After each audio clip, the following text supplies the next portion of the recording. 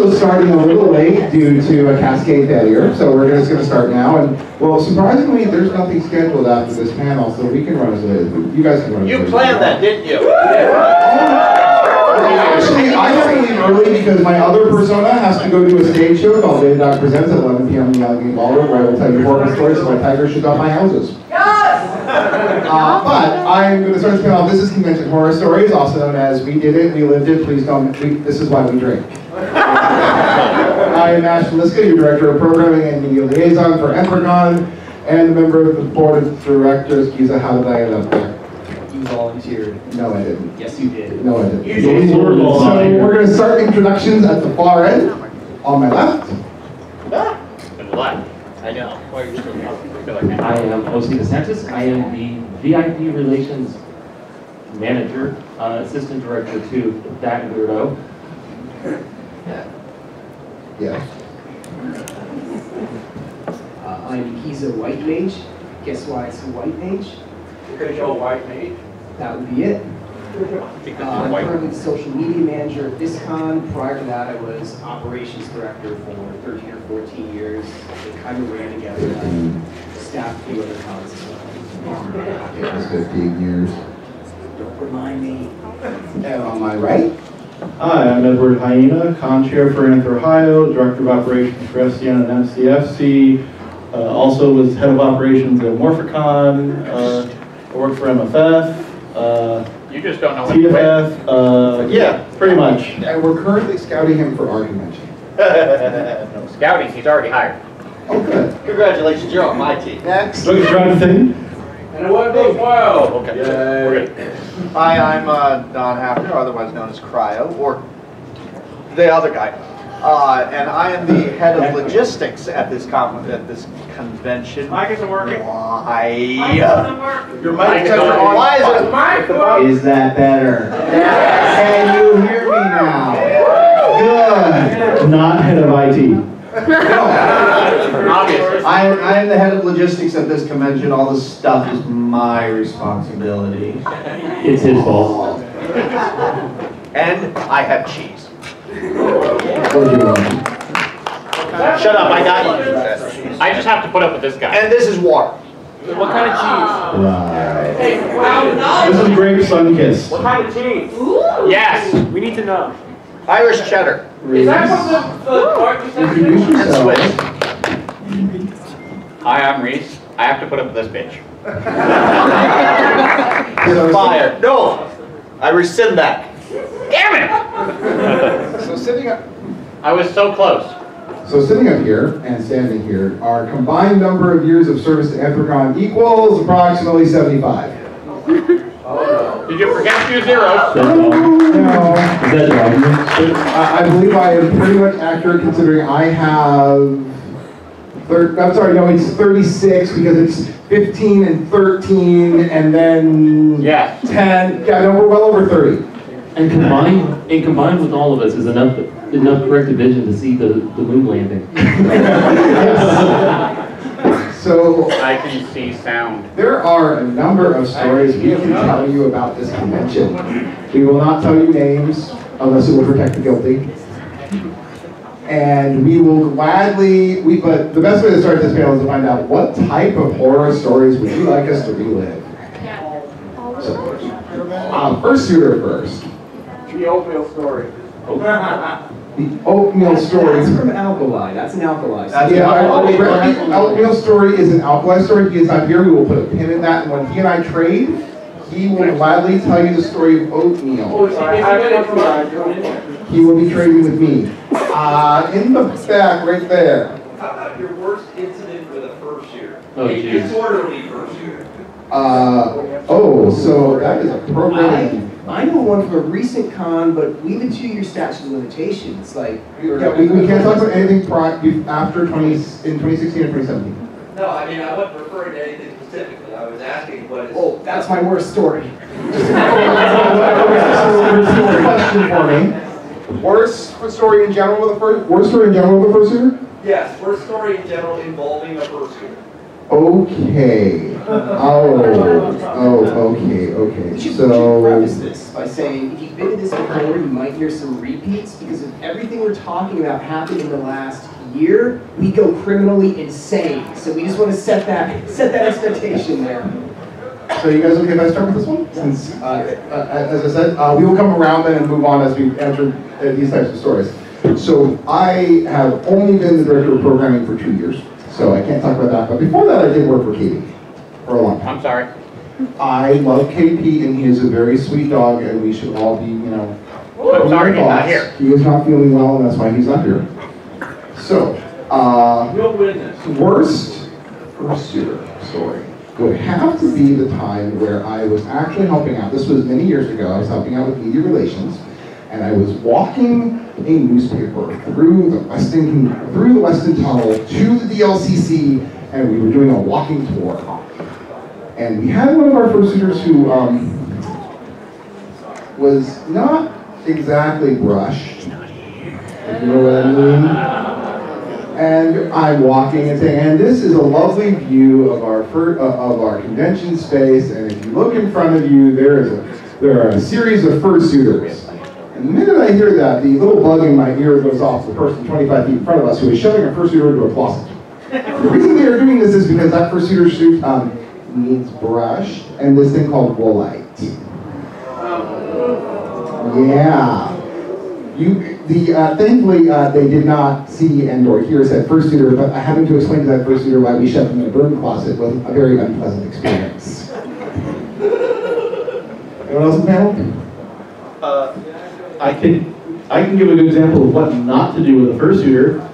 There was a gentleman who we were very good friends, so I knew him well, and sometimes I would make fun of his weight by just walking up to him and going like this to him. And I saw him in suit and did the same thing and realized very quickly that that was not him. This is why you always check with a fursuiter before you reach for them. I backed away quickly and said, I'm sorry, I thought you were someone else. He understood. I was very embarrassed. Don't ever do that. Now, speaking of fursuiter stories, I was at a party once when us con staff are not working, we're usually together drinking and consoling each other. True. There's a lot of drinking. Some NFFs ago, we were at a party, and Duncan the Husky is there, and he shushes the whole room, and he's putting his finger to his ear. He's listening to a radio call, he's like, okay. And he just goes like this. What's wrong, Duncan? And he turns to us and says, there's a fursuit puke dispenser in the lobby right now.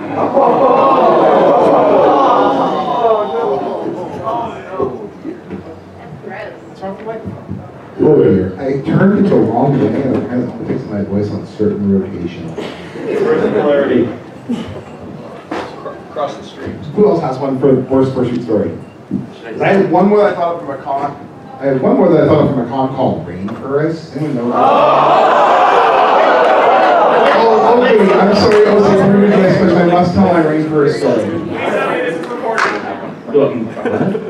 So am I part of this story? No, I'm just supposing I know you have a really good story you want to tell eventually. And so I am from Seattle. I live in Seattle now full time. I was actually one of the people who danced to Jake when Rainforest collapsed. Because seriously, if you script your hotel that much, yeah, you deserve it. No love lost, you can tell. Now, I was actually helping this year, that year, and a long-time Anthrocon staffer who has since retired was running their programming department, and she is an absolutely wonderful woman, one of my best friends out there. And I'm sitting in her programming office, and we are literally just figuring out how we are going to fix the fact that the guest of honor has become ill with food poisoning and cannot do their panels the next day. Yeah. So, all of a sudden she hears flash, crash, boom, bang, shatter. As a fursuiter has just knocked over a tray of 500 glasses on the floor.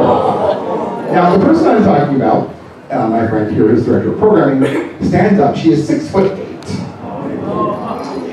She is also wearing 8-inch heels on top of that, so she is over 7 feet tall. And I need a visual for a moment to put my microphone down. And I'm going to demonstrate how she walked out of her programming office, down the hall, past the con chair, shoved him out of the way, and dealt with the situation because a drunk fursuiter who blew an alcohol level of .271.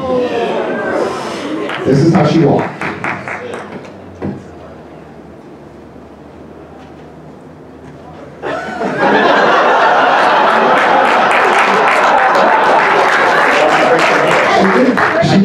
She wrapped her hands around his throat and choked the life out of him. By the way, they didn't ban him. They let him come back the next year. And now we know him as President Trump. No, that's a different story. So, should we move on to another topic from the audience? I want to hear Buck. I was just wondering if there's a reason Bad Dragon doesn't deal at Anthrocon anymore. Oh, that's Next question. There is actually a reason, and it involves Pennsylvania law. Who would like a lesson in Commonwealth of Pennsylvania history? Who's not here? Oh, I can actually do this one because I'm from here. All right, so Pennsylvania is not a state. We are a Commonwealth founded by Quakers, and in Pennsylvania there are certain esoteric laws involving the sales of adult novelties and the zoning and permitting structures thereof. That means, and this is a very weird thing, adult stores in Pennsylvania, there are like 6. That makes sense now? And he knows where all of them are very strict, and it has nothing to do with Anthrocon, it has everything to do with literally those rules are insane. Right answer? What do the rules mean? Correct. That is actually the correct answer. The rules literally state that if there is the possibility of a minor walking within 50 feet at any possible time, or point in time, or any way heretofore and forthwith of a store that sells adult products, no. It also means that adult products must be sold in structures that are completely devoid of detached, windowless, in the middle of nowhere and hard to get to. Yeah, we're not doing that here. Can't do that here. There's no windows here. Yes, there are. What do you think those overlooks from the hallway are? They're windows. There will be a test after this. And heretofore and forthwith, it really is a Commonwealth problem.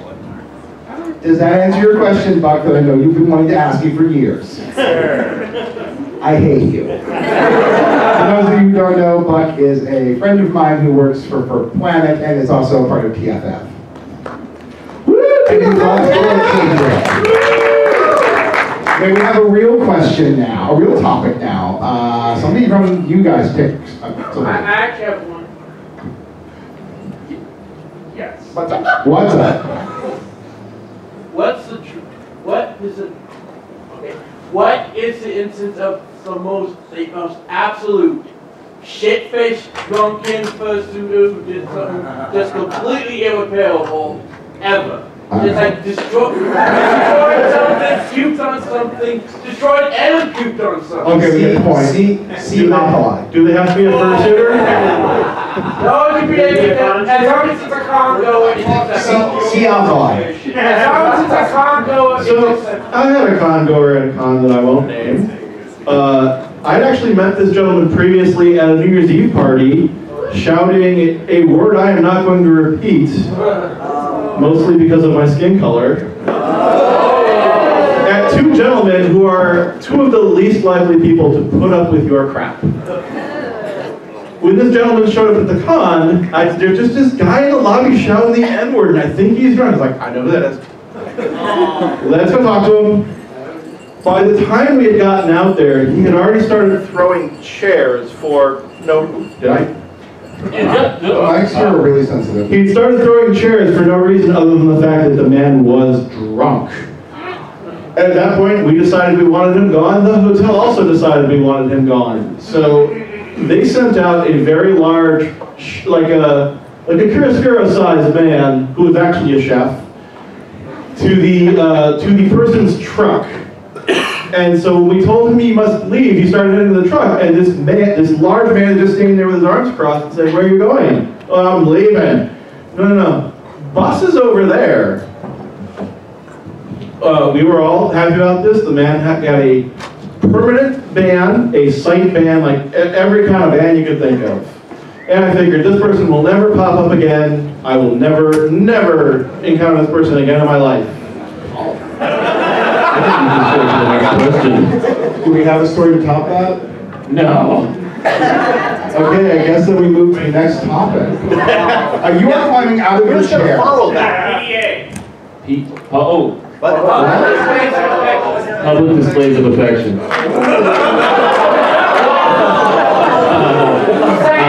have a story about that from FWA.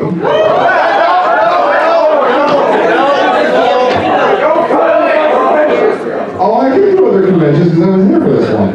It was during their dance comp. Too soon. No, this one is actually this one is actually from 2008. Okay.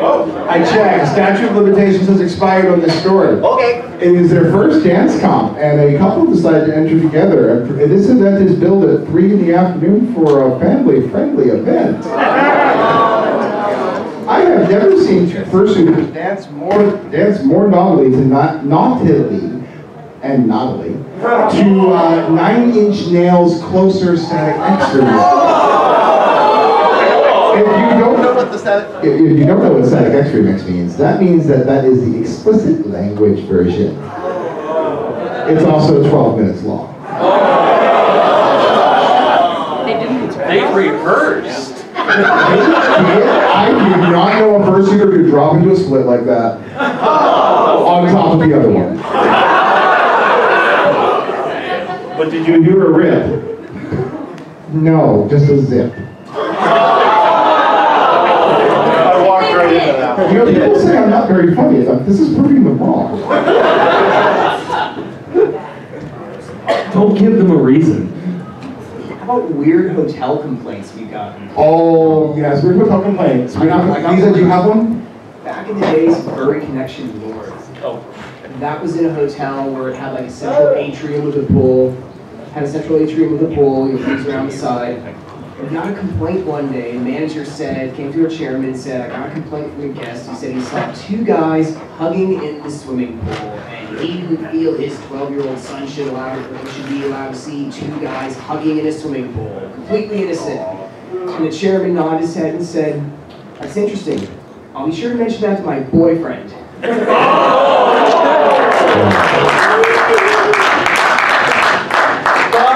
For some reference, that con was in Ann Arbor, the Portland of Michigan.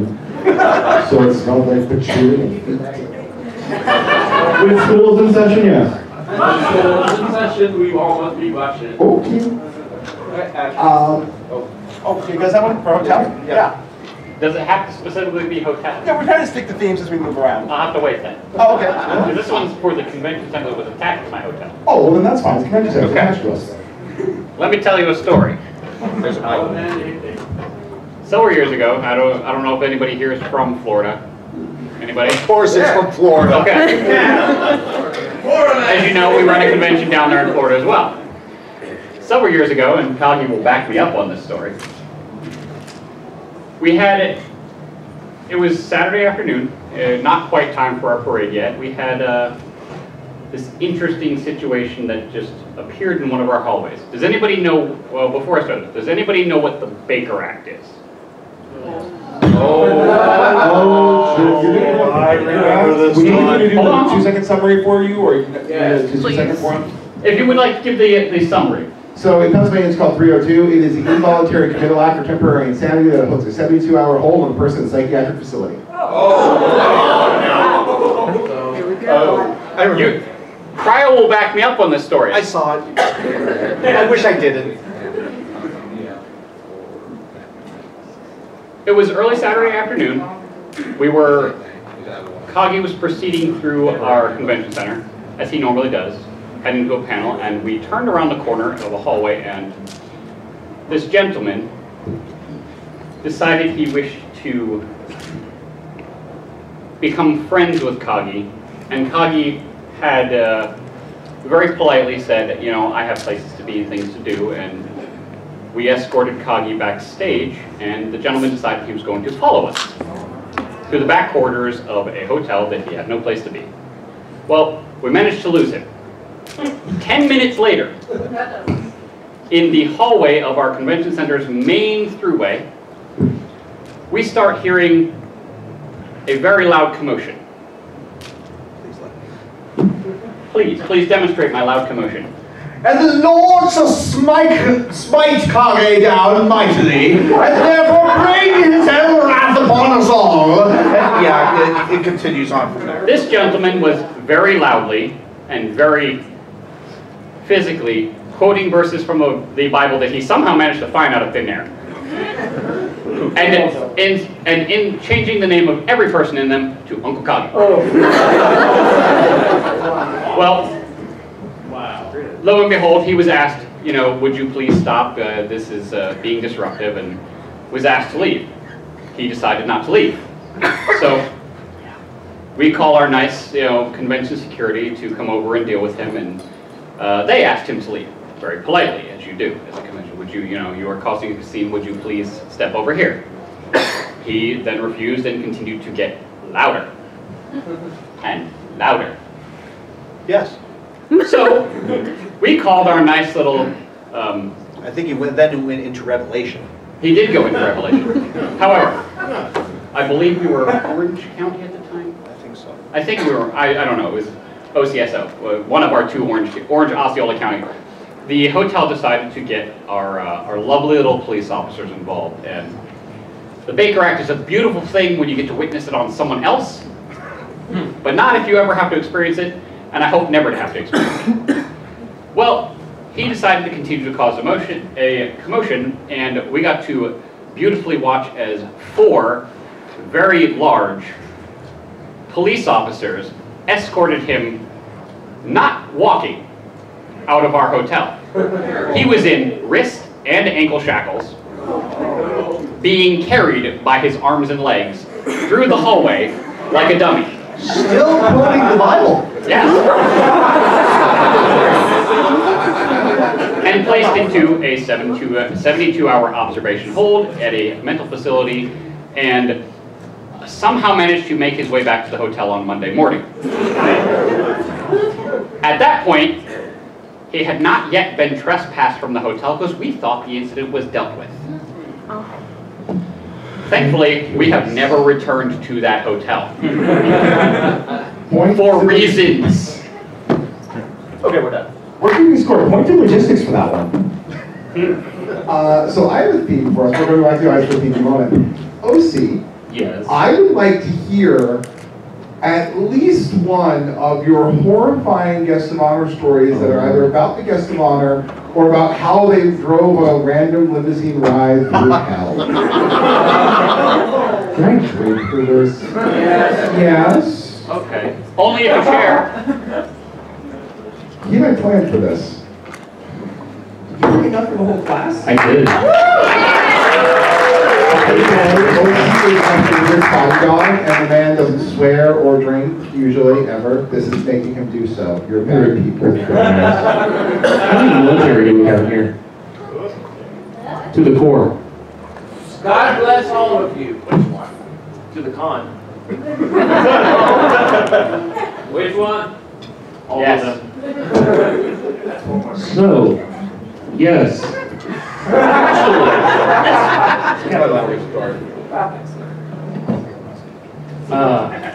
So, this was actually the year that I decided, for whatever reason, I should rejoin the military. So I wasn't actually supposed to be here that year, but my dumbass decided, Specialist Maze, you get to go on leave from your military training. Where do you want to go? Anthrocon. So I actually show up in my dress blue uniform, and it made Kage so happy. But yes, this was the year that Jim Cummings got a ride in his lifetime.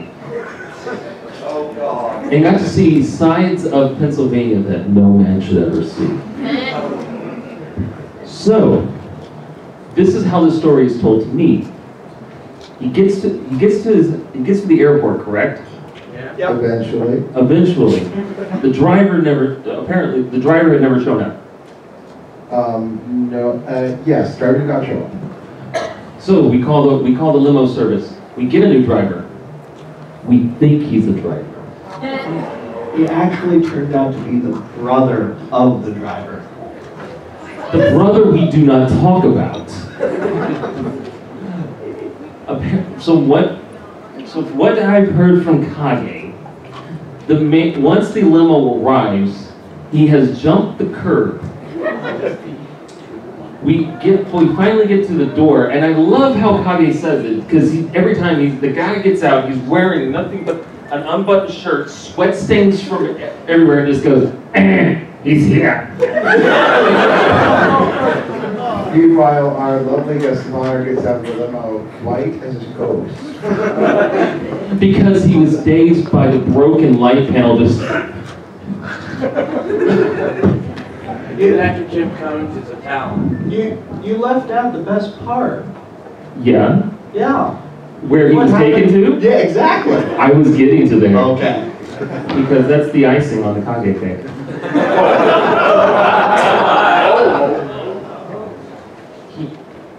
Apparently there is another 100 Penn Avenue. 1,000. 1,000, thank you. And it's, what city was this in? Not Pittsburgh. Not Pittsburgh. Apparently this other 1,000 Penn Avenue is a crack house. In a very lovely neighborhood that you might want to keep your windows rolled open. It's called East Liberty. I lived here for a while.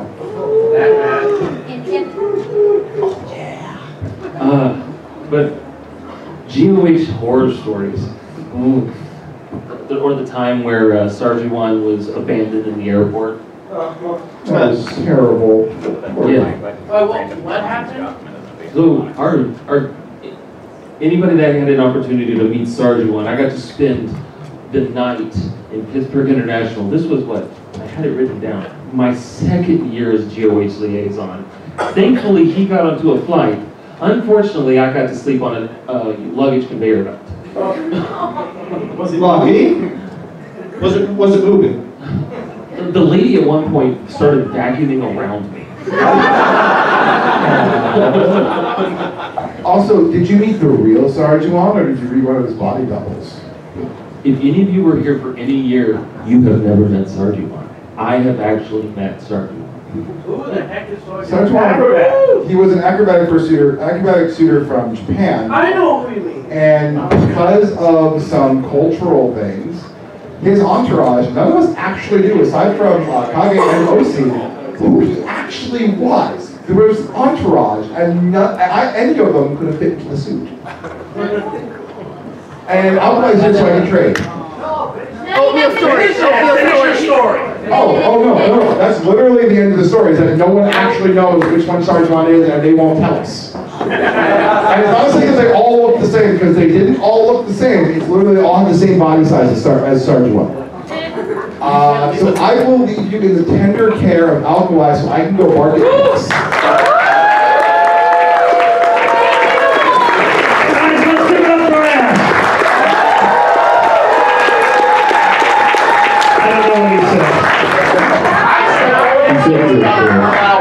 Why is everybody all the way over there?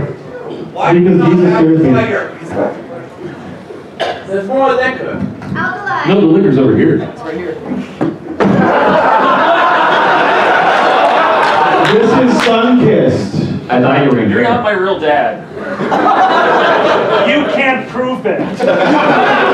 No, I'm circumcised, so I'm proving. Really quick, just so you know, circumcision is not hereditary. just letting you know that. Did this just start an health class? No! I had a story about that. The two foxes really love each other.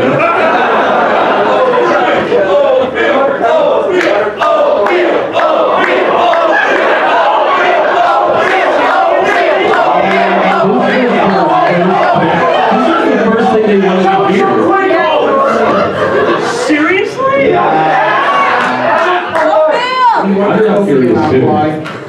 This is literally going to haunt me till the day I die. The only thing. It's not to say you're dead already and this is hell. You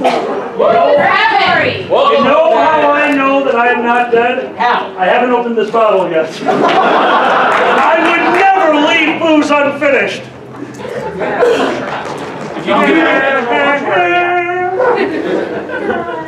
I've got some more up in my room if you really want to finish booze. What do you have in your room? More. No more microphone. If you don't know what malort is, try throwing up in your mouth and then bottling it. It's true. I cannot believe, like, this is my Groundhog Day is telling this story.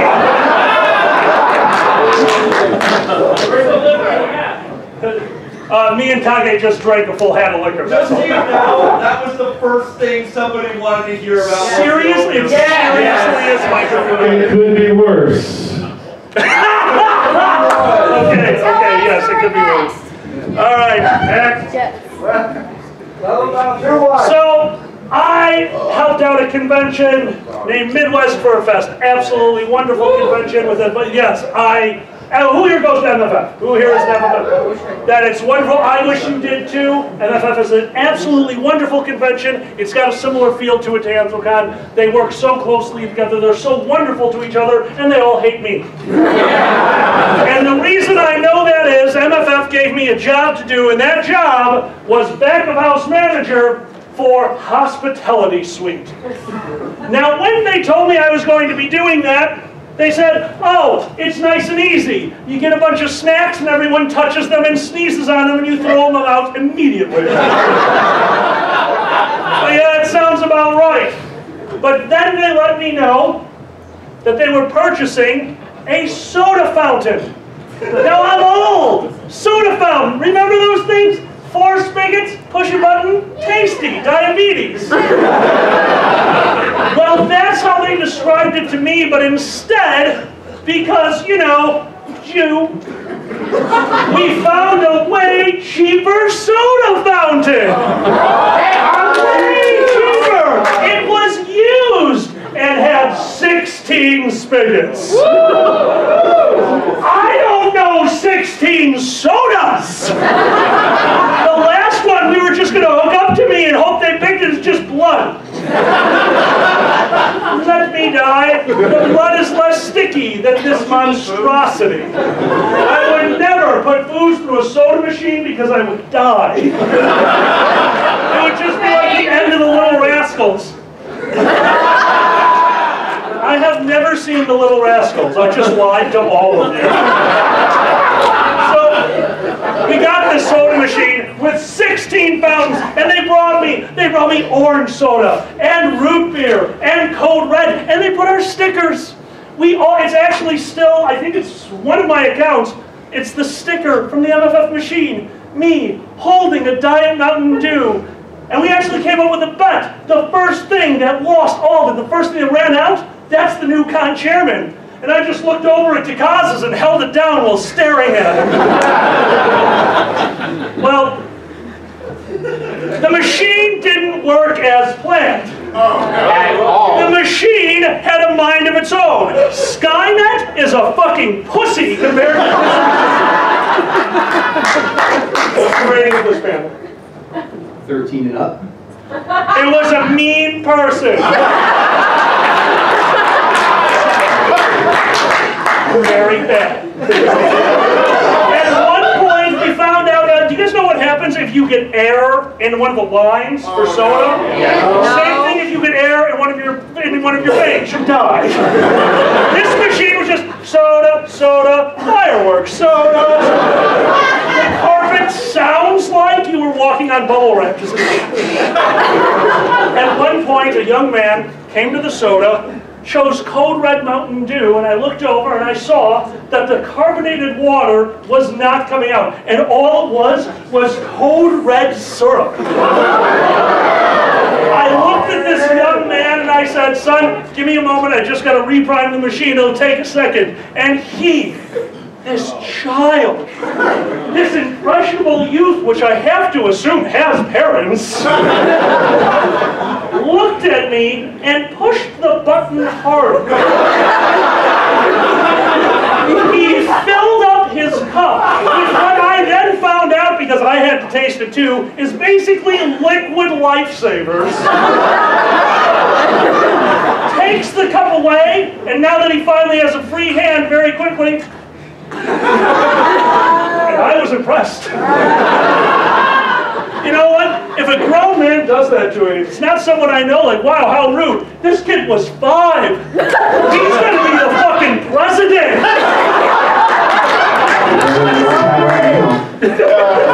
Well, this was my life. This was my day. This was my weekend. And that's how it goes for multiple departments. This department isn't special. Every department, we can all talk about them. Every department out there has its problems. These are all difficult problems, and it always is going to fall onto one person. This man over here runs operations at, I think, 90,000 conventions. And I remember going into the operations department where he was sitting there, his head in his hands, and I said, what's wrong? And they go, they don't know what operations should do. I'm like, what do you mean? He's like, I'm in charge of the programming schedule. That con had a little bit of problem with operations. We have people from logistics over here that crash cars off of bridges. We have social media directors that have to look up if, he ran an algorithm in front of me to try to figure out how Twitter is doing with positive or negative comments about Anthrocon. And he gets all these negative comments. I'm like, oh my God, is that bad? He's like, no, take a look. And the first comment is like, this convention sucks. If I were a minor, but I am loving it. I ran a report again of our biggest online detractors right before coming in here. Oh, number 5 somehow is Pandas. Because he's tweeting because he's upset because he can't make it. So that's being counted as a negative tweet. I'll call him afterwards and let him know he's going to pee himself laughing. Not even kidding, I was just on stage in main events. I cut this skit by about 10 seconds. Right when I came out of stage, I can't do it. I really wanted to go out there and get the whole audience to tweet positive, negative tweets at Anthrocon and just make you go crazy. Please don't make Pandas pee himself. Well, at that point, myself, the director of finance, the director of logistics, we had a bunch of people that joined me in back of house, because you know what, back of house is quiet at MFF. You can't go in back of house for good reason. The feds are there. Well, there's a thing going on at this convention, and that thing was the radios. And on the radios, for some reason, since Thursday, random people, I'm not going to name names, we're just going to call them not a highway, not a road, like a street, was going over the radio thing. I'm so glad you got that. Was going over the radio and doing this. DuckTales. And they're doing 20 responses of we're furries. I am not saying this with prejudice. I am not saying this with hate, because all of us have a little bit of this in us. We want to follow the rules. We want other people to follow the rules. Well, apparently MFF had like 4 or 5 radio social justice warriors who every time this would happen, like, you can't do that on this radio. You can't just say DuckTales.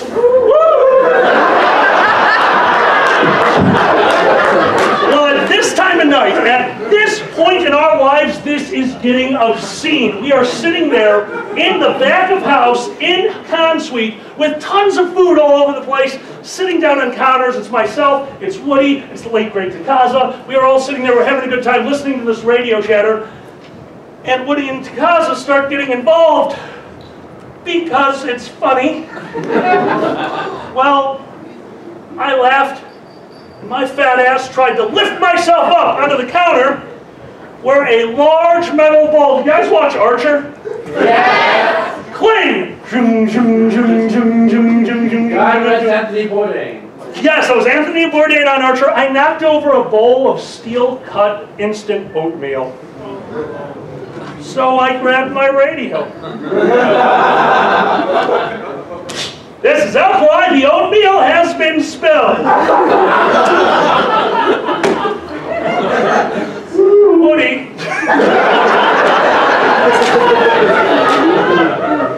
Woody, the director of finance, went white as a ghost and stopped breathing.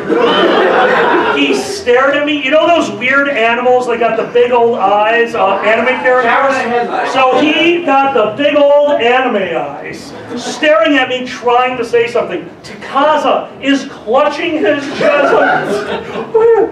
And all of a sudden over the radio, this is security, all radio chatter must cease alkaline. Where has the oatmeal been spilled?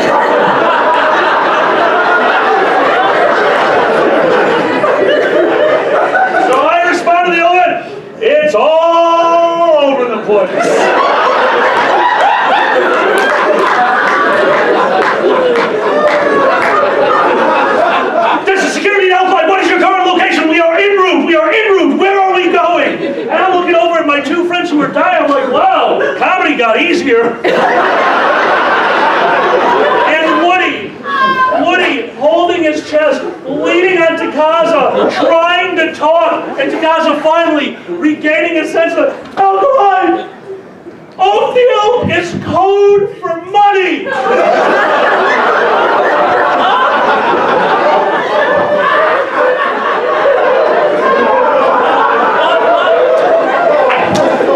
If you don't know who I am, I run a very large chunk of charity panels at conventions. Now, we don't do this anymore, kind of because of this incident. But there was a time where it was known to a handful of people that if I did back-to-back charity events, this pocket could have $4,000 or $5,000 of charity money in an envelope, and I had just told security the money was everywhere.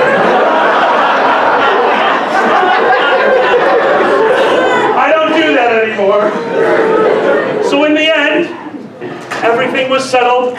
I got into a bit of trouble, and sitting in operations office with Pero, they're just like, Alkali, we totally understand. You do know that we have to take away your radio privileges for the next 2 years. And Woody and Tagaza will at the same time, how come he gets that? I just threw my radio and ran.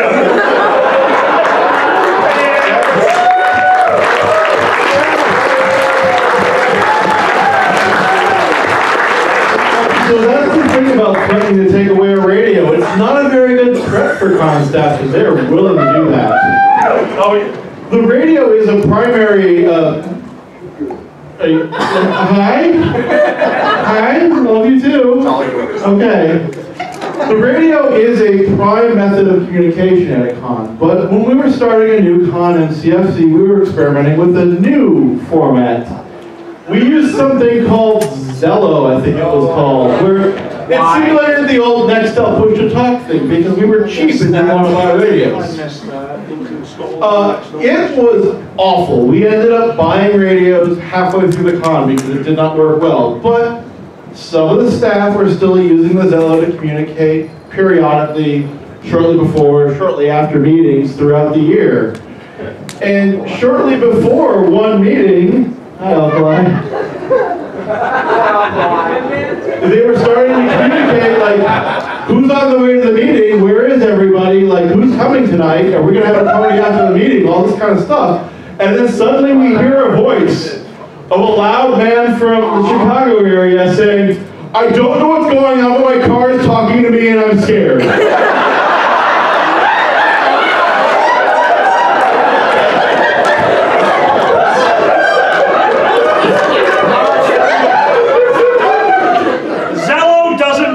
After a convention, they had not used it in months. I was meeting my friends at a park for a picnic, and all of a sudden my car started talking to me about furry screwing. And first off, I wanted to know how my Honda knew. Those Japanese got it right. This was definitely a smart car. Is this the Honda with all the gerbils in the commercials? Oh my God.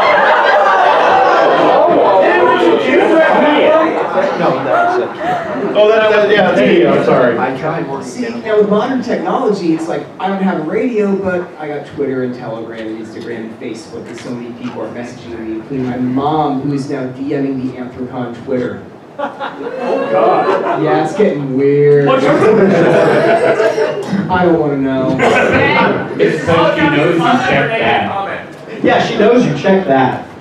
Have you guys done out-of-context radio quotes yet? No. Out-of-context radio quotes. This is one that I used to love doing in this panel because we've all heard them. Now, once again, radios, it's supposed to be as fast as possible. You are trying to get out as much information with as few words as possible because as you're talking, no one else can talk. So guys up here, totally out of context, what are some of those glorious moments that have come through the radios at your convention? Cocktails! Woo! Definitely a high one. Cocktails! We're ready. Send in the next dancer.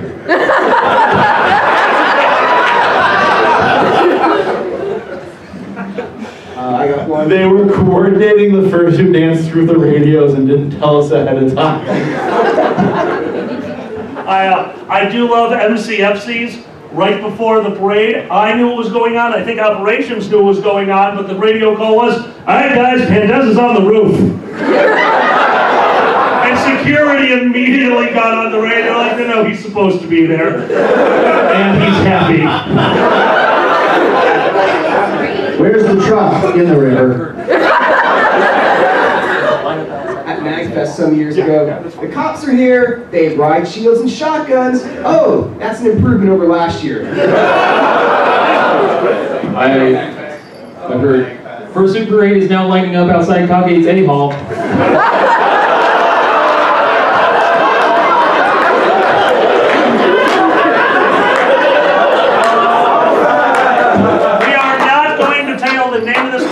Guys, conventions make mistakes. Now we can look back on this and laugh. At the time, it was not funny whatsoever. This is con chair to anyone. Did anyone schedule a car pickup for Uncle Kage? Radio silence. This is con chair to Alkali. Do you have Kage's email for a totally unrelated reason?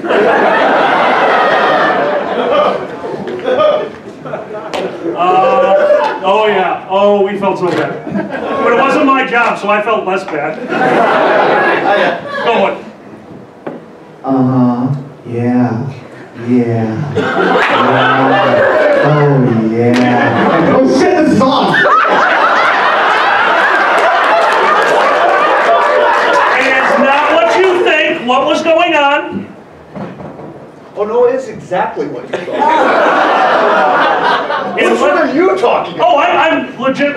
This is a real. I'm sure yours is real too. This was a real one with a very recognizable voice from your con chairman.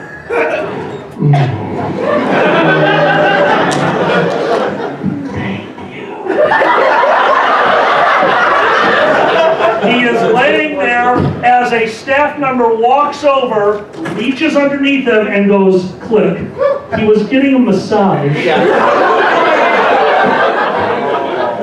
It was a massage. No, it really was. One of my favorites. Massage, Alkali. Sweet. This is PG-13. This is. I don't remember who it is. This is staff. Has anyone put out the fire yet? This is Bismarck. I'm going up. This is somebody whose name I'm not saying. I'm going up.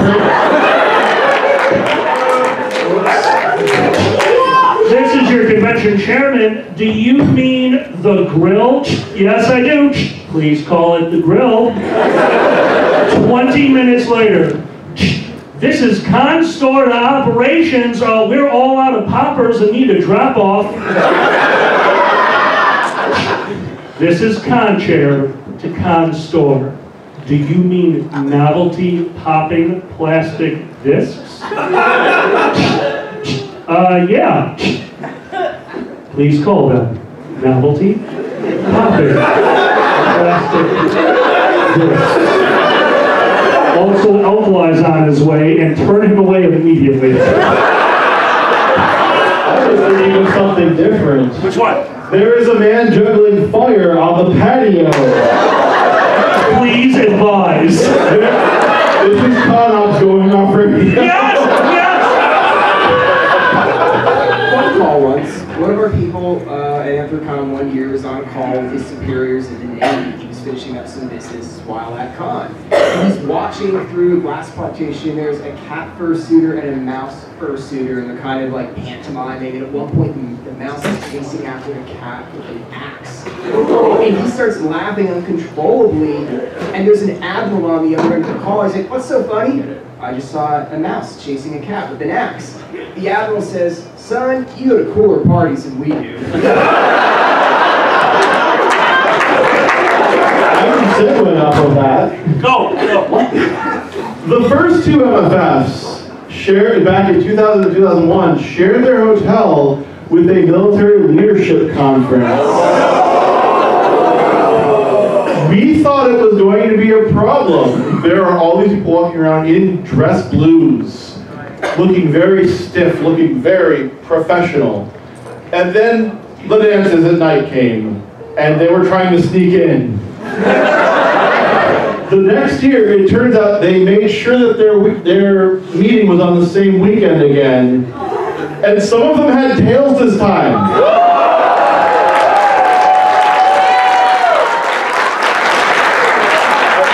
I appreciate anybody who knows how to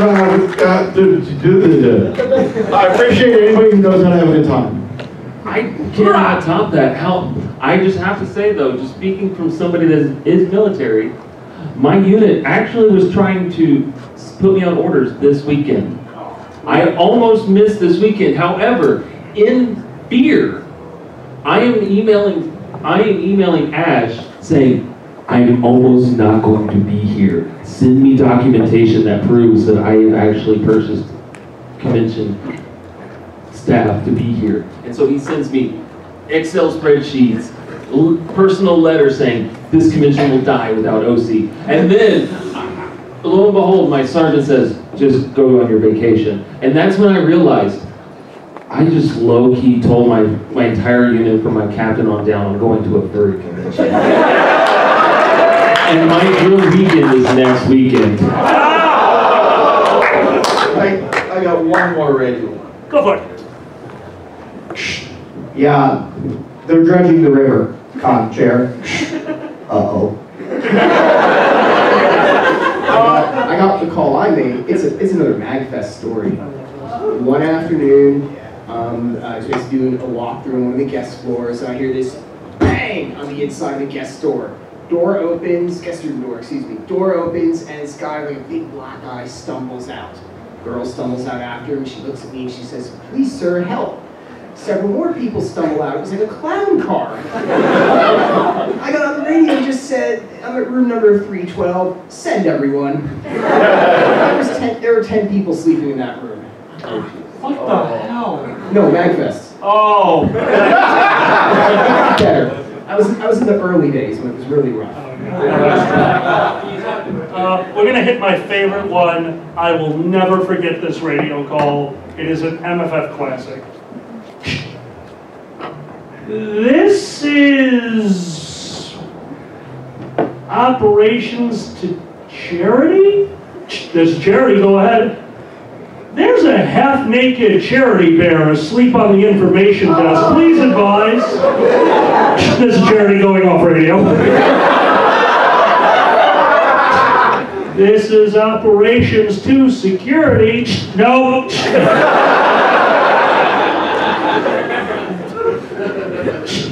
This is, oh, it's getting worse.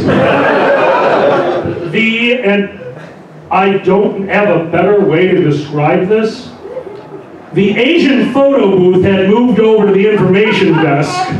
If you don't know what the Asian photo booth is, look it up on YouTube.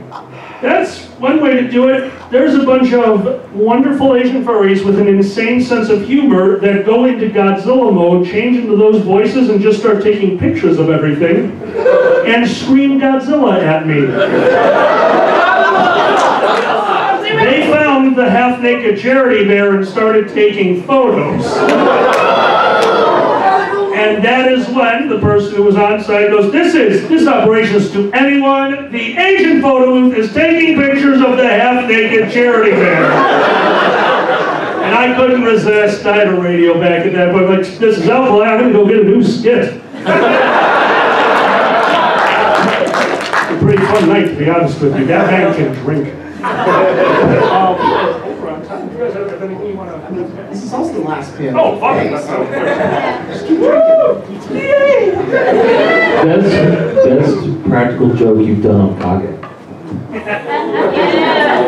got him to put me on main stage. So this came from the San Diego Chicken that year. He put me up to it. My flight it landed at the same time as his. So I decidedly just hopped in the limo with them. And this, God bless Ted Giannoulis, the San Diego Chicken, another person I've seen out of the costume and you'll never know who he is, decides to push me towards the door as we're coming to the hotel. And it's like, just tell him you laughed us. So, him and his agent and his manager are just back there, like this. And I get out of the car and I'm just looking at Kage like, hi, were you expecting somebody else?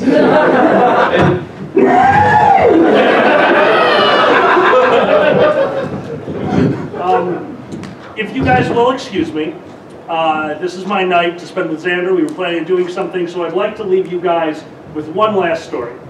It's a fast one, and guys, any of you out there who are ever considering starting a convention, I want you to remember this. Don't. I want you to remember these two things. Do not. You're going to have ideas, and those ideas are going to be a way to make your con stand out from the others. I am a firm believer that the people who go to conventions are adults who would like to have a good time in an adult way, and quite frankly, I don't want to hamper their creativity. I don't want to hamper their good time until it becomes a negative to the convention. So the first year of my con, we kind of let people get away with nearly anything that was within reason. And that was a really bad idea. Because the pinnacle moment, and this wasn't a random furry, this wasn't someone I know, this is one of my best friends, had decided that he wanted to go out with his pack and came down to the convention floor wearing huff hoods and very tight pants. My first convention was held in tandem with a Christian youth group, a gaggle of soccer moms who their children, by the way, we were the hotel that had every team that had lost, and a state cheerleading squad. And here's how I know that the next generation is going to be okay. Because here are all their parents who are mortified. Kind of because the Thursday night of this convention, year one, we had an impromptu basement rave. It wasn't so much a rave other than somebody had a really loud iPod and access to a flashlight. And kids joined in, and they were having a good time until the parents showed up. Well, Saturday, here comes that pack of dogs walking through the main part of the hotel. And there's these parents whose children, this is a real complaint made to the hotel. It was not okay that they put out all those adorable animals, because how could we say no to our kids who wanted to pet the puppy?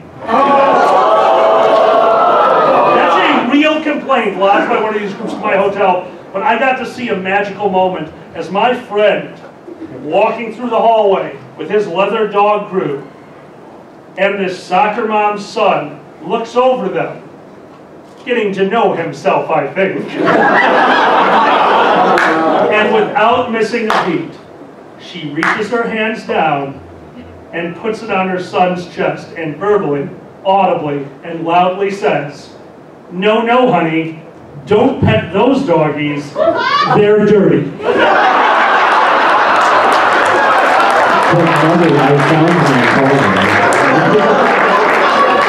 I just want to go more. I'm a comedian. My convention reflects that. We still do a more adult convention, and we like it that way. We don't do anything over the top, but you know what? We want you to have a good time. And to this day, we still have a panel, and it is the puppy plant panel, and it is called "Don't Touch Those Dogs, They're Dirty." Guys, I owe my maid a dinner. Thank you so much.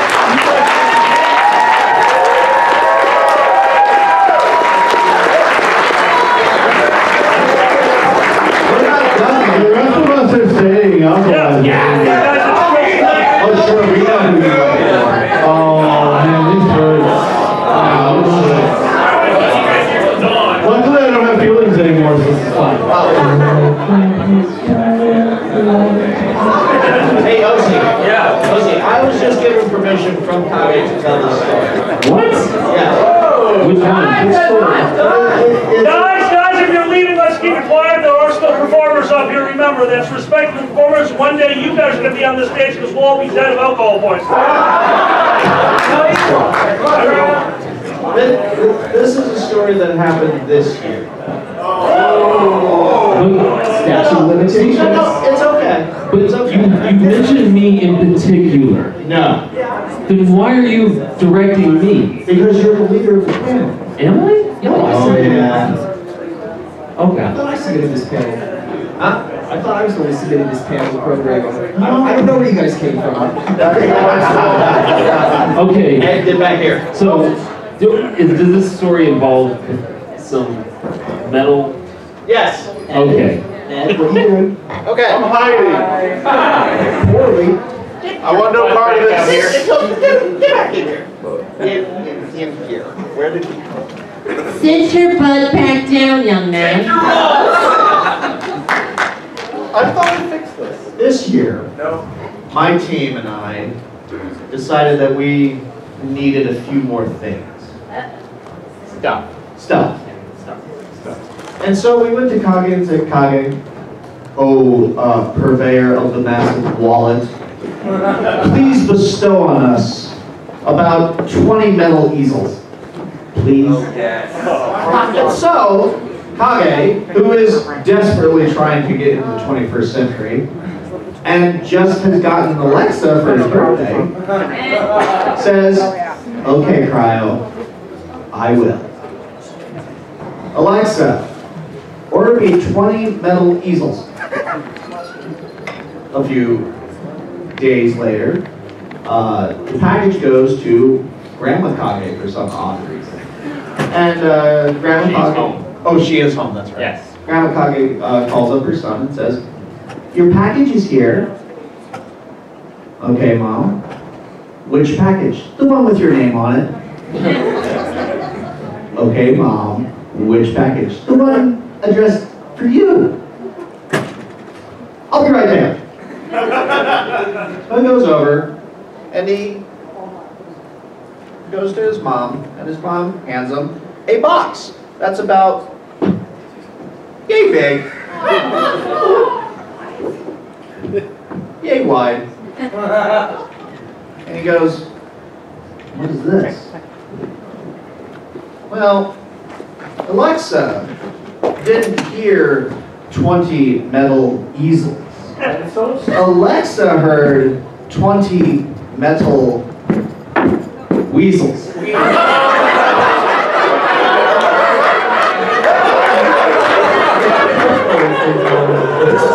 Yeah. Well, they only got 10 of them. They are adorable. They are. No! Yay. Cryo. Yes. I think I should tell him the story of the wine glass.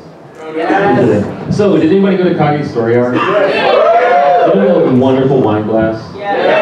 So, this past spring, I had the wonderful opportunity to go to beautiful Fort Leonard Wood, Missouri. You mean the prison? Yes. It's my Kimcor flask. And if you ever have the wonderful opportunity to go to historic Route 66 in Waynesville, Missouri, just outside of Fort Leonard Wood, is a fudge factory. Oh, yeah. Yes, we already know where this story's going.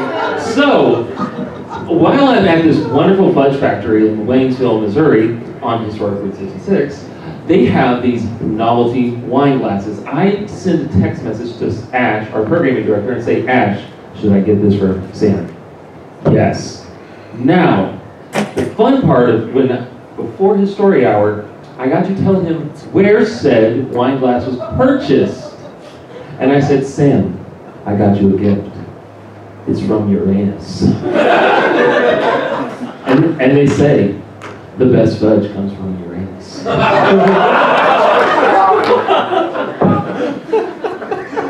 The poor man in the programming office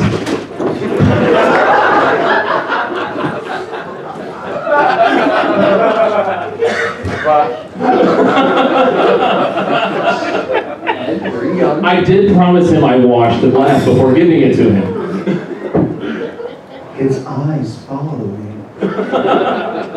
This is scary. Oh, man. I'm surprised we haven't talked about how we got on staff. Oh, God. Oh, no. All right. No, I am a convention horror story. Because, am I not? It was, so... Let this be a word of warning to you. Right here. Him or me? So all.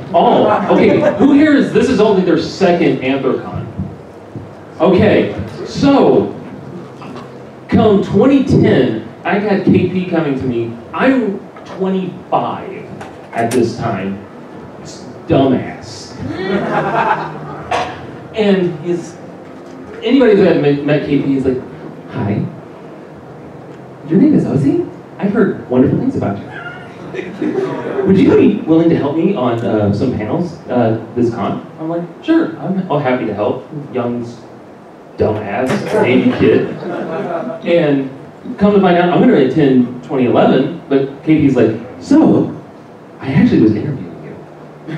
You are now my GOH liaison.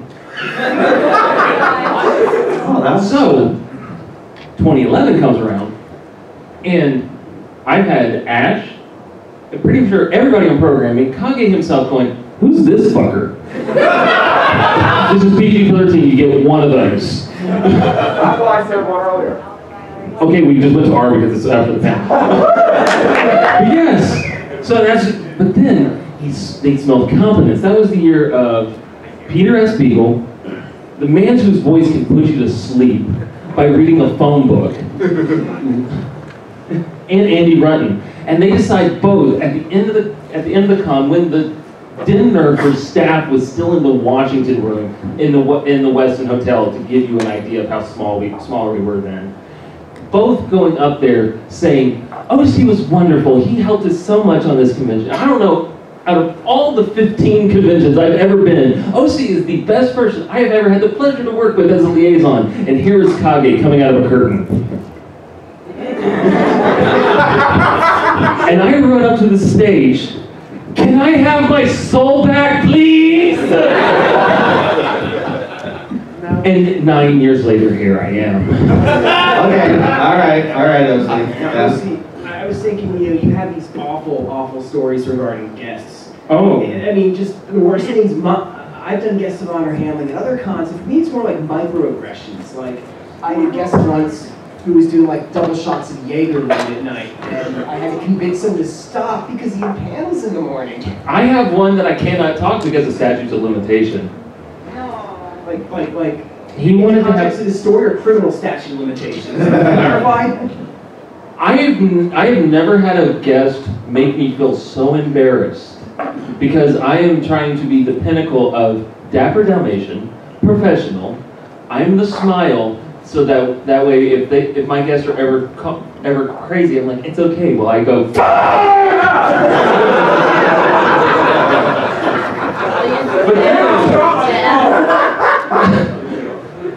But only until this one guest of honor that says, I want to watch you and your partner have sex.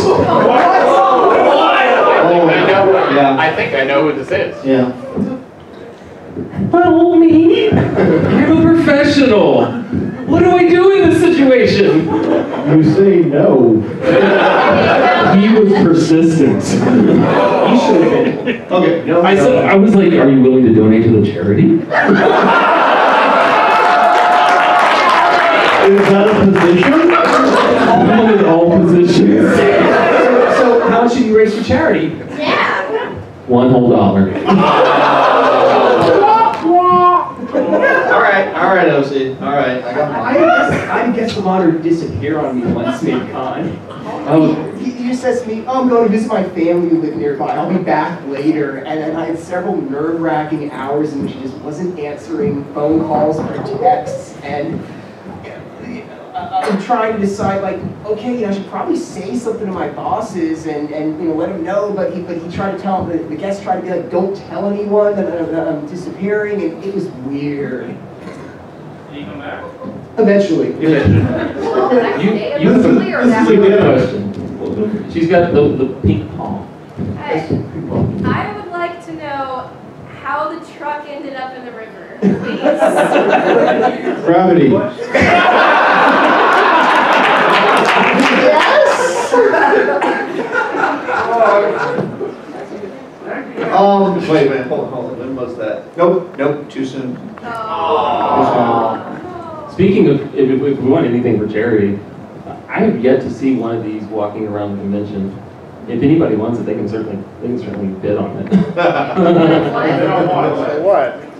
You know those wonderful jerseys everybody's been talking about? Okay. So my induction into this nightmare. Actually, you would have. Huh? Oh, wait, someone seriously? I mean, this is going to charity. Not just a nightmare, a waking nightmare. Oh, wait, you want to do the auction now? 1 million. I got If you can show us the money. Yeah, you can show us the money. Yes. I got $12 and a stick of gum. How about that? I'll take the stick I have a of I can get that from the hobo in Omaha, Nebraska. There's one here, 20. I want to hear this truck story. Let's hear the truck story. All right. So. That's right. We have a wonderful storage facility in just down more or less the road, about 5-6 miles. I work in storage, there's no such thing. Yeah. So we decide one year to rent 2 Penske trucks. Okay. This was before we got the wonderful semi that we have. Bring this further. Well, most of our stuff is very, very heavy. We got Penske trucks didn't have a load gate on it, and so the weight limit was severely reduced. And so we load this truck in saying, oh, it'll be fine. And so one of my guys gets into the truck and starts driving it, and he realizes, this is really heavy. I don't know if I can make a turn without causing permanent damage to the road. Well, most of the way is a straight shot, except when one has to turn onto the Fort Pitt Bridge. There's no other way to go, so he makes a hard left and hears, and that's when he lost control. The groove in the pavement is still there. All right. And now the truck, that he has lost control of, he immediately goes, oh crap, opens his door and dives out. And in slow motion.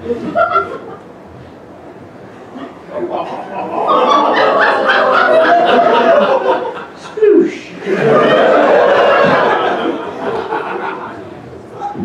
So that's where my VIP ribbons went to this year. Not this year. Huh? What was in the truck? Everything. So that's not the same as when the truck went through the DLCC. What? Now, it wasn't our truck. You act surprised that you didn't know you were going to come hear horror stories. It's not there anymore. Remember when I said they're dredging the river? Uh-oh. They found our truck. They found our truck. And then Penske sent us a bill. And a bunch of waterlogged stuff. We got rid of it by putting it back in the river. It was 90% water by that time anyway. So were you? No. You're right, 80. So looking at my cell phone again, my night just keeps getting more and more interesting. My mom just texted me and she said, what hour should your neighbors in the hotel stop partying loudly? Is this your parents' first con? Yeah, it's about your 7th or 8th. Oh. Did she text you or did she DM you on Twitter? No, this was text this time. She's switching it up a little. I actually got her using Facebook Messenger. Step up. Impressive. Here we go. How'd you reply? Yeah. I want to hear some nominations. What should I say? I'm a cheetah. The highest person. I still have to tell my convention's induction story. Will you stop lighting up? You one. Next question? There. Okay. Never. I will never stop lighting up. I will never stop before. Sir. And then there was awkward silence. Thank you. So, normally, when you want to go and get onto staff at a convention, it is customary to volunteer first for about maybe 2-3 years. Oh, that's how it's done. That's usually how it's done. Really? So, if you want to be on staff, run. Right, so, one day, 2008, a friend of mine says, "Hey, let's follow the truck." Now I'm going, "You're my ride here, fucker." Okay, fine. Oh, sorry. 3. That's your one. That's your one. Okay. You're my ride. Yes. Okay. So we follow the truck. And at this point, Anthrocon isn't as big as it is now. So there's less, but we have to divide it up amongst various places. So we go, and all day long, we're helping unload this massive behemoth. Finally, we get to Kage's place, and it is about 11 o'clock at night. And he goes, "Why don't you guys just crash here?" All right, yes.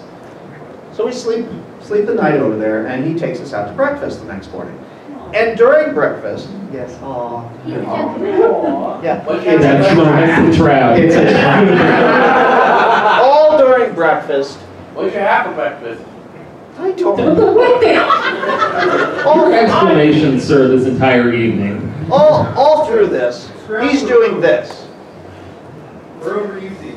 And we're going, "You know what, Kage? You know what, Kage? This is what you need to do, okay? You need a dedicated logistics team that can do all this stuff for you, you don't have to worry about anything else, and here's a suggestion. And as we're saying this, he's doing this.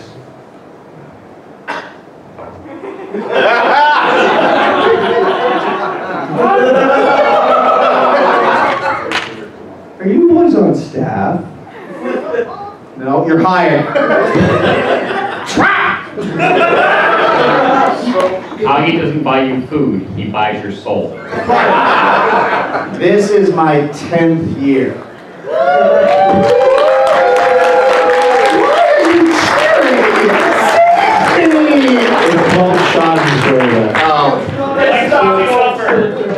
So I work for one con that has an actual HR process, and they did a phone interview. You understand me, Metal Weasel, don't you? One of the best questions in the phone interview was, hypothetically speaking, what would you do if you were in a situation such as what happened with MFF in 2014? When there was a chlorine gas attack. And my answer was, I was there and I was on staff. I will shut the hell up and let security handle it because that's above my pay grade. And they're like, "Oh, we didn't know you worked for that one too." Are you some sort of advocate? Don't answer that. Yes. I went to grad school. Oh, God. Your logistics department actually saved me some gray hairs when I was running operations. Oh, yeah. The year before we had a logistics department, that was the year we were renting radios.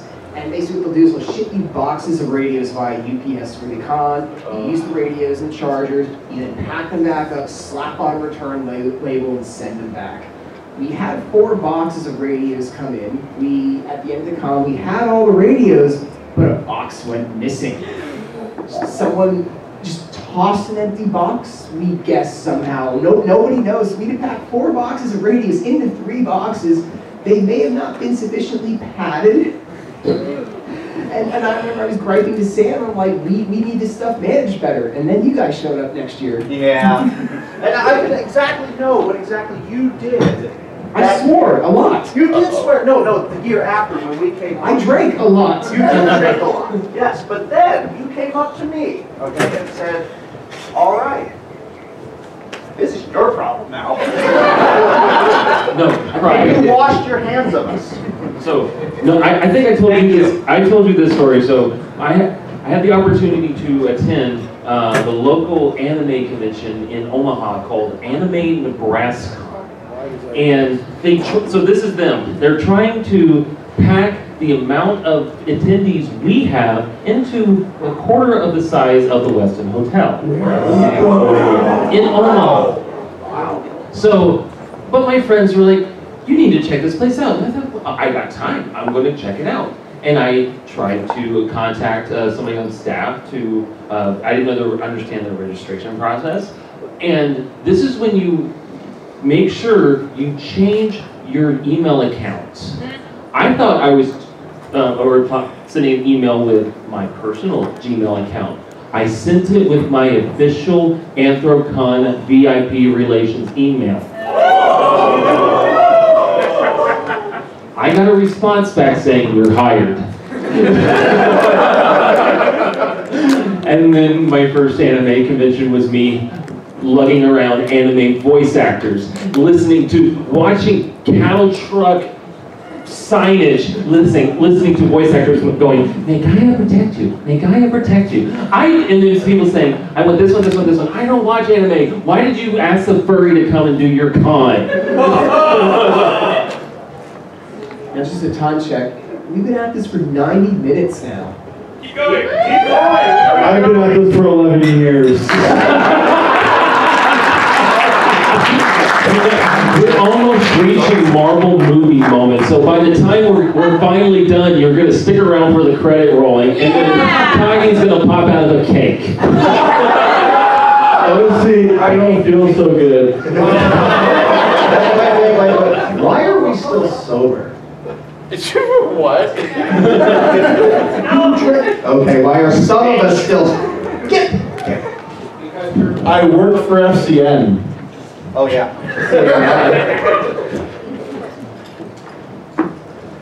All right, back to the audience. Yes. Yes, you, with the face. The face? On staff you ever had to deal with? North Wolf. Wow! Elaborate. The last year of FCN, we had to let a staff member go for insubordination. Oh, we can fire the plant? Oh no, you're not getting off that easily. We wanted to propose to somebody during opening ceremonies, and we said, opening ceremonies is not about you, it's about the people in the audience, it's about the con.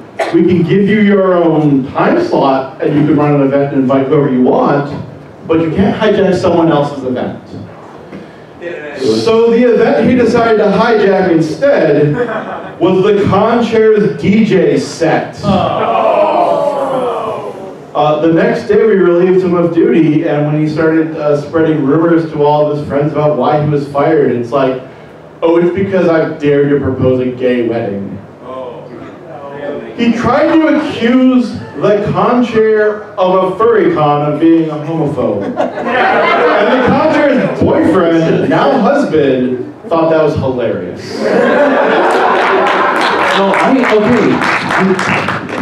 My partner, who runs a lot of the fursuiting panels now, was primarily responsible for the headless zone at the time. And we had this staffer that in my only time, I've actually had to sit down and try to convince him to go home. He showed up a day late, hitchhiked. Yes, he's. Oh, you tell this story, Eric. You are here, I had installed. Look, I am not a people person. This is why I work behind the scenes. But it's your story. Yes, he was supposed to work for me at the Headless Zone as my primary door person. Like Osi said, he showed up a day late, did not contact me or anyone else at all. Sleeping in the lobby. Sleeping in the Weston's lobby. Don't do that. Don't do that. And they don't like it. So we had to sit him down and find out what's going on. Oh, well, I hitchhiked here from California. Supposed to be staying with these people, but they haven't gotten back to me yet. It's cool. I'll be sleeping in the lobby. No, you won't. I don't have any money while I'm here either. Yeah. So, you don't have any money for a hotel? I seriously told the man to go home. I had to calm this one down. What? And your iPhone wants you to calm down too. I just activated.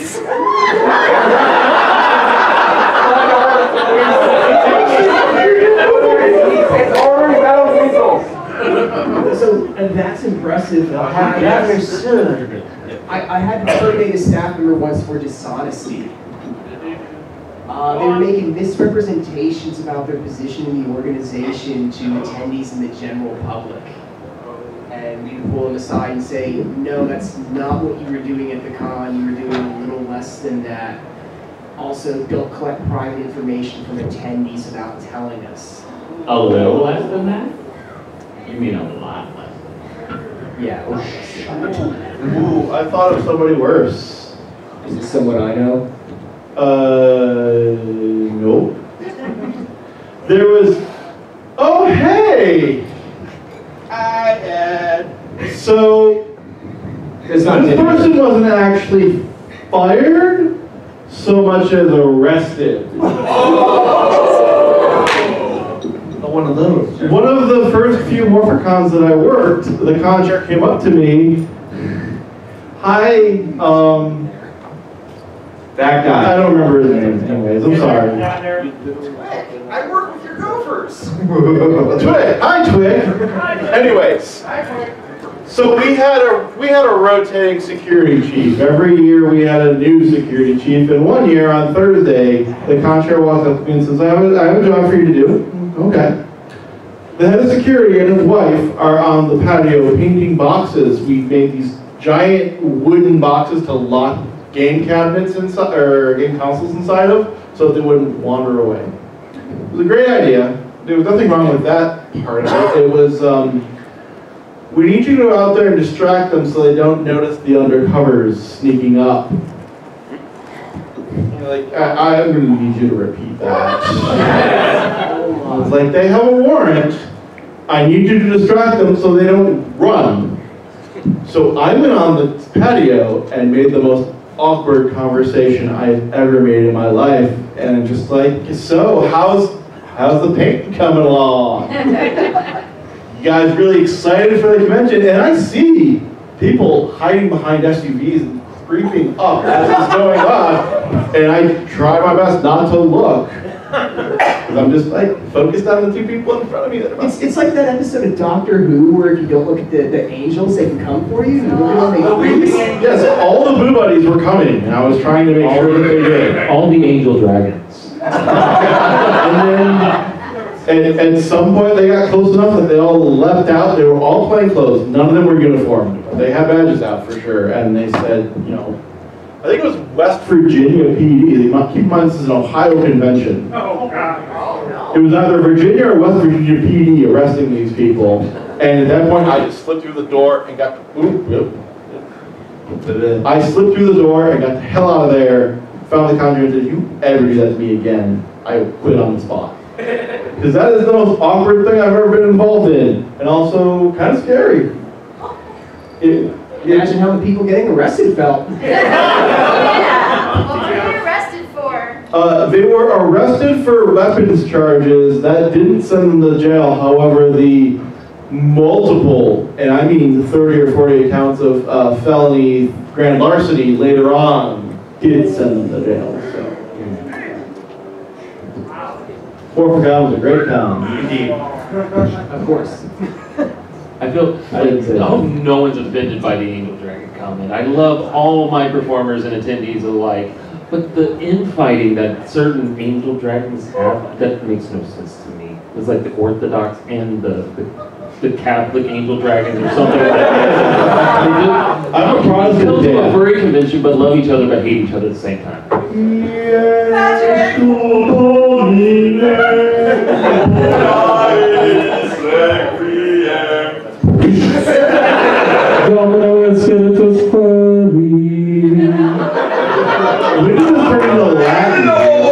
There's this like hand grenade, so it might snow and stun enemies into tiny bits.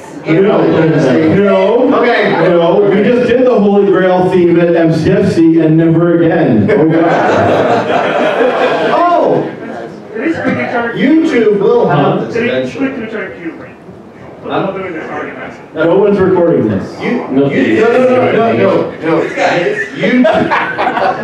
YouTube will have this out eventually, if it doesn't already. It really is like the awkwardest thing that's crashing. Three indeterminate staffers sitting in a cafe in an indeterminate city, belting out Amish Paradise.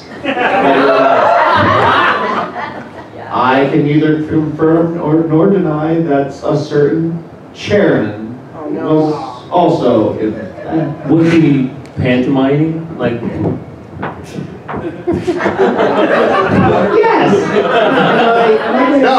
Do I do damage control on social media? That's all I need to know. Oh man, I'll fire up some memes.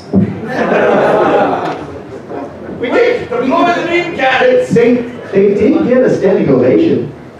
The most fun thing to have on social media is when you've got like 5 different cons worth of social media directors in the same room and they're all drinking.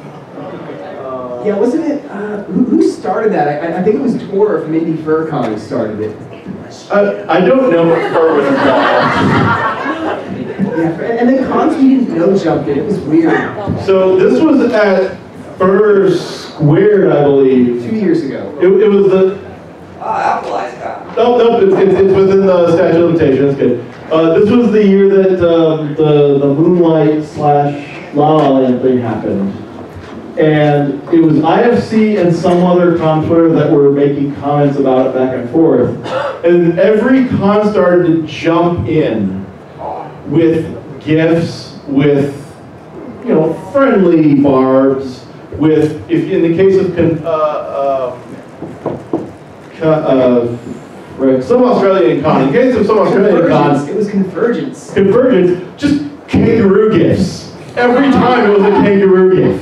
You reactivated the Morphicon account. The Morphicon account tweeted only 2 things. One was Millhouse saying everything's coming up Millhouse. And then when someone said, I thought you were dead, just a picture of Snake Plissken. It was you, wasn't it? It was, because I had 3 different con Twitters on my phone. This went on for about an hour, and the way it ended was someone took a picture of all of us angrily looking at our phones next to each other. And we posted that photo on every con's Twitter at the same time. But the next morning was like my social media director at 2 different cons saying, what the hell happened last night? My phone vibrated off the desk. Oh, that's right. My Anthrocon social media director changed my password on me. Good. I'm going to bed now. This is over. Yeah, you know you're making an impact when you get blocked out of the cons Twitter. It should happen more often. That's social media. Good happened to a nicer guy. I'm so shocked by the amount of questions that still people want to ask. Yes. We love you! Thanks. My mom doesn't love me enough. Yes, sir. Interesting situation you had to deal with before Kage found out. We're not at liberty to talk about that. I've already signed an Addendum NDA. to that. Addendum to that for legal reasons. Yes. Way in the back. You've had your hand up many times. Most number of badges taken in one day. Oh. 6. Okay, what happened? I had an incident, again, names are not involved, where one person, an accomplice of the previously mentioned security director, Oh no. was sending death threats to another attendee. While they did try to resolve the issue through us, one of them called the cops first, and the hotel said, we're not dealing with this crap, they are all leaving. It is not a situation where all 6 of them should have had their badges pulled, but when the hotel tells you you're gone, you're gone. So. A few MagFests ago for badge pulls, I was working security, and I came in one morning and we had 2 grocery bags, like giant paper grocery bags, full of confiscated badges. This is a 20,000 person con. The one bag said drunk/apology on it, which means you apologize profusely, they give you your badge back, tell you not to do that again. The other bag said banned. Yeah, they grocery bags. The Dorsai do a wonderful thing for us at MCFC, and at the end of the con, I just get a folder labeled "Apology Needed." And I just open it and there's badges inside. And sometimes I will not. This does violate the 2 hour whatever. Oh, 2 hour rule is fine. Everything's on the table. We did have a badge that was apology needed, and they apologized sincerely, showed up, and did not get on our radar once, and that was wonderful. Next question. Yeah, since it's getting close to midnight now, I think we're going to take 3 more questions just to set a stop. Are they pink ears? You? Yes, you. Yes, you. You. Yes. You. That guy. Girl. Pink ears. All right. Are you? They are now. Already heard of indiscriminate gender. Worst sleeping situation. Oh yes. Did I ever any dinner towards being a staff member? I really like fursuiters. No, not that way. Me too. But three people in my hotel room at a convention that shall not be named. 3 people. How in the heck did I have 3 people in my room but have 16 fursuits? Did you invite Nevermind? No. 16 fursuits. All of them inside this tiny little hotel room. There was fur everywhere. And the staff, the hotel housekeeping regarded our room to be ground zero. Nuclear. Yeah, it was horrible. My first Anthrocon ever, I had to find crash space for Sunday night because my roommate had left. And I found a room where I won the fight and didn't have to sleep in the closet. I got to sleep on the floor instead. Upgrade. The 10 people. But the closet's more comfortable. Not the Valley Forge, whatever it was. The Hilton, Valley Forge Hilton. Yeah. Which is where Philadelphia is now. Oh. It got renamed, same hotel, same building. Huh. All right, You can sleep on closet. We got 2 questions left. Most destructive situation that you've witnessed. Oh God. The elevator panels having. What? There was a static? In the West End, does nobody remember this now? It's all over social media. Nobody actually in person was stabbed. It wasn't witnessed, but I came around the corner and found the new wonderful panels systems in the Westin Hotel. I think it was on the 5th? Something, was it the 5th floor? 6th. 6th. Somebody decided to shatter the panel. What? Yes. That was interesting. Okay. I can tell the one, or I can tell the bioterrorism. Bioterrorism. Is that the cloning? Is this other than chlorine? No, That's also bioterrorism. No, that's where it's not funny. Sorry, that's chemical terrorism. No, bioterrorism. You let Yappy in the room? No. I like that. I apologize, but I was in fursuit before this. No, this was some years ago. This was way back when. We had gotten a radio call from one of the housekeepers saying, "We really need you to look at this." And so several people who I will not name went up to said room and immediately knew that it was going to be a horrible, horrible thing to even walk into. That bad? That bad. The flies around the room were evidence enough. They held their breath, opened the door, and was greeted to wall-to-wall feces.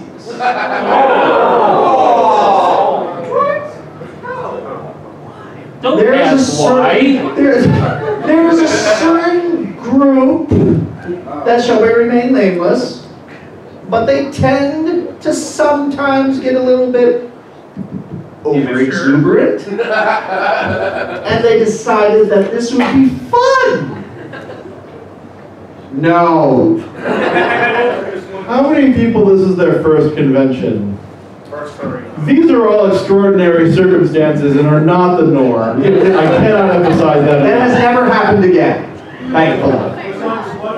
My destructive thing, just pro tip, if you are transporting something very top heavy, like an arcade machine, please secure it at the top and do not put it loose into a budget truck. That's a great way to lose an arcade machine. Oh! It is. A good way to lose a lot. I don't know if I can. I don't want to top that one. Yeah, I'm good.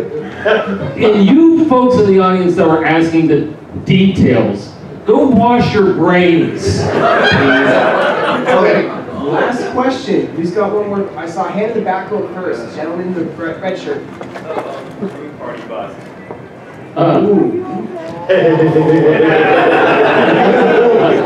Hey, if we're talking about busted room parties, I can tell how I met Kage for the first time. Yeah, AC99. I helped run the Dead Dog party. It was my first con. We spent like $200 on booze. We rented a separate room. Only 200? Well, it was worth a lot more back then. Yeah. We had the room packed. We had, young me was stupid, okay? We had, maybe 40 people packed in there.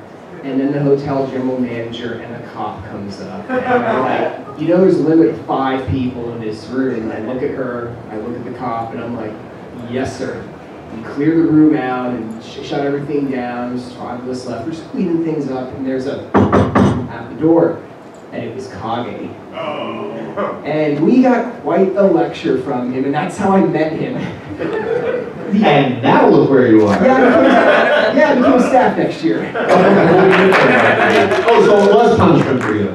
Well, the only reason I don't think, I think the reason we ended up not getting banned was we made a profit from donations that came in. So the following morning we go up to Tiger Wolf with this wad of cash and we're like, we feel really bad, we have this left over, like, can you just give it to the charity? And then it came back to us later, the board, he's like, the board accepts that as your apology. All right, So, okay. as I can top that for a room party first. For those who do not know, FCN is a con that was started with a few simple principles, and one of those was free beer. I believe this was 2010. Yes. But in the staff suite, we wind down with a staff party where we line up in this, or we get in the staff suite, we drink beer, we have scotch, we have pizza, we have lots of, That was the fountain. Yeah. It's a lot of fun. We get really drunk. Someone brought an acoustic guitar up and started playing either Wish You Were Here or Hotel California. These are 2 songs that if you play in a room full of drunk people, everybody will sing along. For Freebird. Loudly.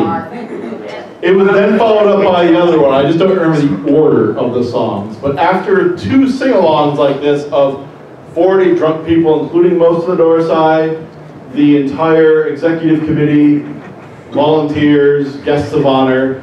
The hotel comes up, because Dorsey aren't around for some reason, and says, okay, this party is over, you guys need to keep it down.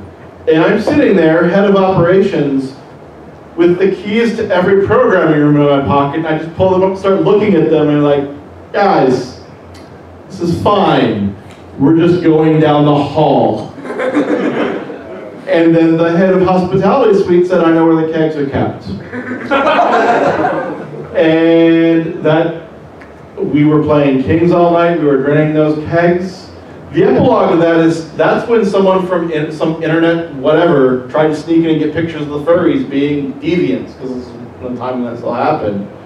And I'm being carried out by Dorsey because I cannot walk. And I just spun around and said, oh, that was a really nice camera. And one of the Dorsey is like, I'll go talk to them. Click. Yeah. They were escorted out, as was I. I think that's it. I think that's all right. Thank you for coming. Please do not be our next story. Thank you for all joining staff.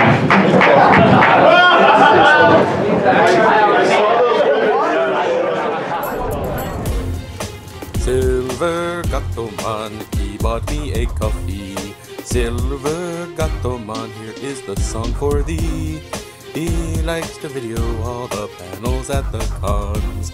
You should go and watch them whether they are short or long. Silver Gattoman, you video that's not a jibe. All of you go to his YouTube channel and like and subscribe.